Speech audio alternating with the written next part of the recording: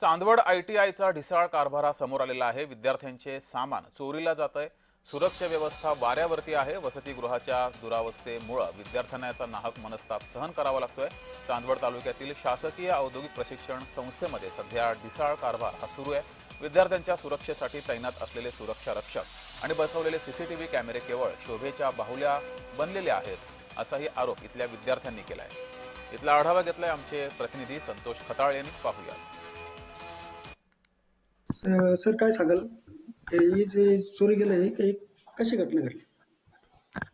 मागे wall compound बरेचसे तुटलेल्या अवस्थेत आहे। आम्ही PWD कडे पाठपुरावा केलेला आहे त्या संदर्भातला, आणि मागेच वसतिगृह आहे आपल्याला ते कदाचित आमचा प्राथमिक अंदाज होता त्या तिकडून कोणीतरी चोर आला असावा आणि सुट्टीच्या कालावधीत ती चोरी झालेली असा प्राथमिक आमचा अंदाज आहे। त्या स्वरूपात लेखी तक्रार आम्ही पोलीस स्टेशनला सादर केलेली।